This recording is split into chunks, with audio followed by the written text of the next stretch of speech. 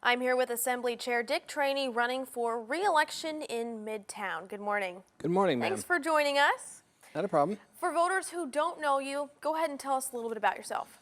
Oh, heavens. I came up here on the 26th of April, 1971, orders of the Air Force. Stepped off the plane in Elmendorf. My wife joined me 6 months later. We've lived in Anchorage since then, since 71. We raised 8 kids in Anchorage.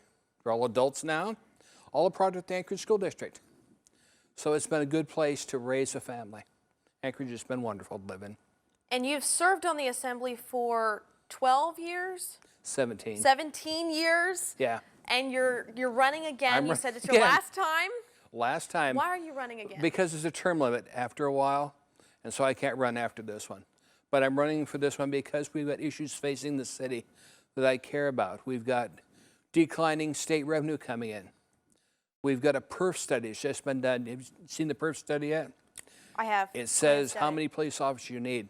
And we're about 100 officers shy of where we should be. The worst thing right now is I get called from people that said, my house is burglarized while I was at work. And it's going to take 4 hours to get a policeman out here to get the evidence. We can't have that. We've got to make sure we've got an adequate police force that responds. And looking at the perf report, it's going to take 3 years, they think, to build the police force back up to where it should be. So that's what I intend to work on these 3 years, is making sure the police force is at the level it needs to be, so when you call a police officer, they're there. So if voters choose to elect you for one last term, you're talking about public safety or any other big priorities you have to get done? Just the declining revenue coming in from the state. The state is now, what was the last estimate? $4 billion short. And they're going to shuffle that down to the city. We're going to see our revenue sharing disappear from the state of Alaska. We're seeing a decline in the amount of money coming in the school district. So we're going to have to figure out, how do we make the dollars match? The city's in great economic shape right now. The state worries me. How can the muni work around that budget issue? We're going to have people that understand every dollar has to be accounted for, and just where you put the money and what you can cut back. And that's not going to be a pleasant time for any of us, because we all have projects we like. But I think some are going to have to go, because the primary emphasis should be public safety. If you don't have adequate public safety, police and fire, you don't have a town. Talking about cuts, it's a tough decision. No one wants to make it, but like you said, it has to be done. Where would you cut? Has to be done. I'll start first with Parks and Rec, even though I love them. Heck, I created all the dog parks in Anchorage. I'm the father of that.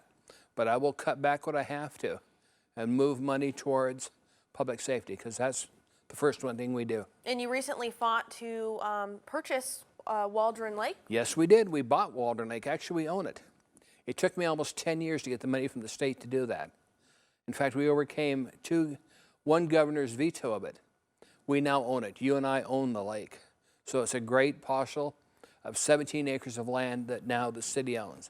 And we're looking at what can we do with that to make it more accessible to the public. But now you're going to have to shift your focus from doing projects like that we may have, there's other projects, Parks and Rec, we may have to decline the money going to that. But when I take a look at what's the primary emphasis, your first priority has got to be public safety. All right. And do you think that Anchorage should diversify the economy? The money coming in? Well, that's the reason I increased the tobacco tax a few years ago. When I did that, they were telling me it won't work. The people just drive to Matsu to buy tobacco. Do you know how much money we got this year off the tobacco tax? $23 million. What more can you do? What's the next Well, we're step? taking a look at the marijuana tax. That's in front of the voters on April 5th.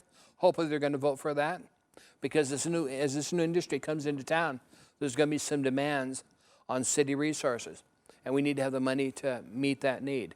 And so we do need to have the marijuana tax come forward so we can bring the money in and get code enforcement officers, get new police officers if you need them. What is your stance on the change to the tax cap calculation? Do you support that? I've worked with it both ways. I really don't care. You don't care? I can work with it either way. Explain that to me. Just when you figure out the tax computation, we've had it before under the tax cap. We've had it outside the tax cap. We can work with it either way. It's not that big of a deal. Just some people think it's a big problem. It's really not. We can work with it. I think for taxpayers, perhaps, they're thinking, oh, you know, or the property owners. It's not going to be raising their taxes. It just won't. All So, you know, it's a bit of a bugaboo right now.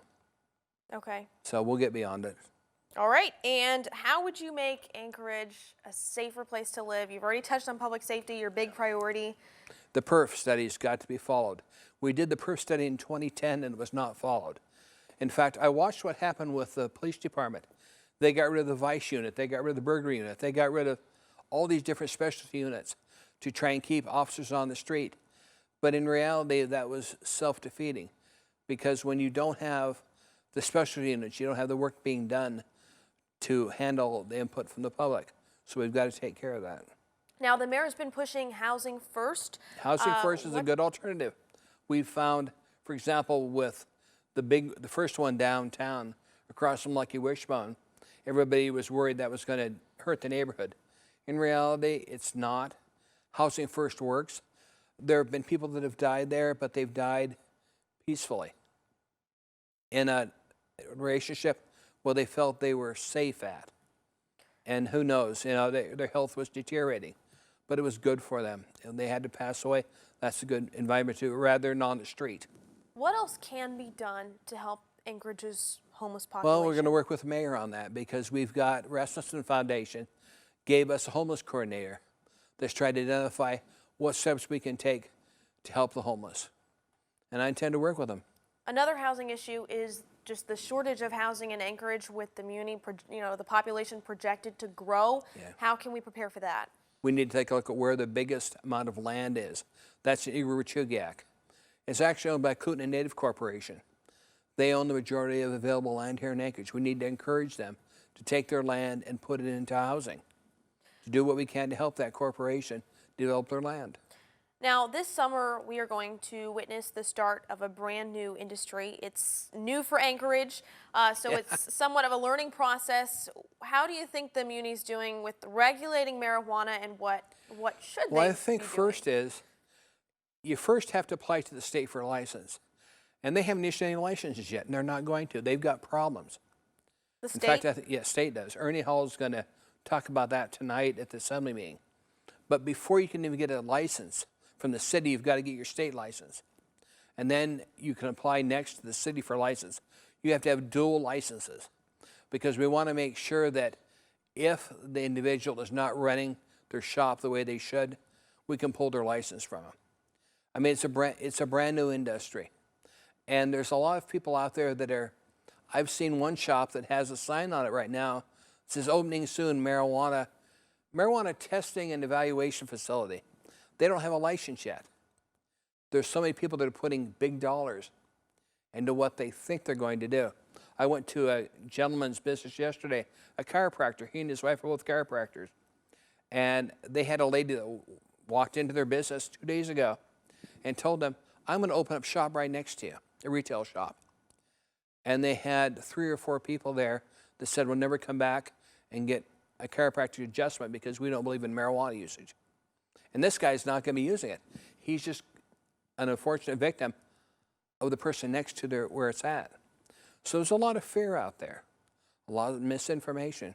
And a lot of people, I think, they're getting into this business not knowing what they're doing. I would wait until the state gave me a license before I started putting a lot of dollars into developing the property or putting signs up or anything else. All right. And the Anchorage School District wants to ask voters to pay for bonds over the next 6 years, knowing that taxpayers will likely be paying for all of those bonds. Is that something you support? Not the school bonds the way they are.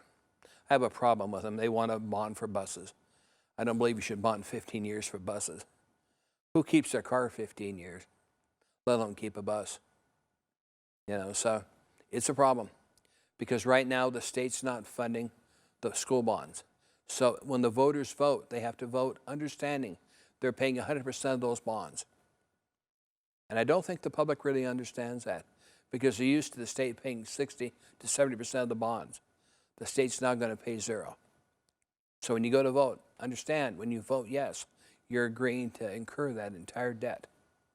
All right, and I do want to circle back quickly to the tax cap. Okay. It's not common to hear from an official I don't care. You've got constituents, you've got other candidates who have strong opinions here. Can you just tell me once more why you don't? Because I've worked with budgets on both schemes. I can adjust a budget either way. We work with them either way. I've had the tax cap where it's been the old way, the tax cap where it's been the new way. We have to have a balanced budget. We can deal with that balanced budget.